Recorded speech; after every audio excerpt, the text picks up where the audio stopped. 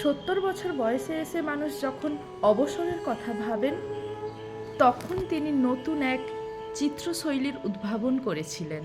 তার 2500-এরও বেশি ছবি কোনো প্রথাগত নিয়মে বাঁধা ছিল না, বরং তা ছিল মানুষের অবচেতন মনের বহিঃপ্রকাশ, যা আধুনিক শিল্পকলায় এক বিপ্লব ঘটিয়েছিল।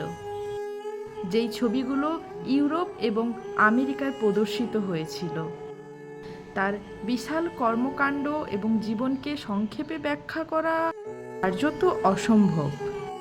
তিনি নিজেই বলেছিলেন, আমার পরিচয় আমার গানে। তিনি কেবল বাঙালি কবি ছিলেন না, তিনি ছিলেন বিশ্ব নাগরিক। তার প্রতিষ্ঠিত শান্তিনিকেতন এবং বিশ্বভারতী কোনো সাধারণ শিক্ষা প্রতিষ্ঠান ছিল না। তিনি চেয়েছিলেন প্রকৃতির কোলে মুক্ত চিন্তা ও সৃজনশীলতার বিকাশ ঘটাতে।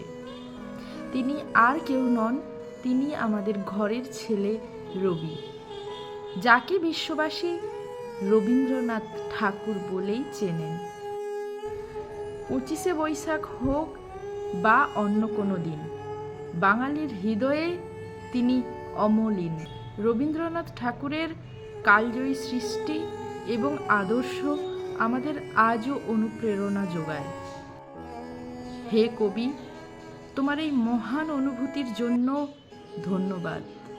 তুমি রবে নীরবে হৃদয়ে।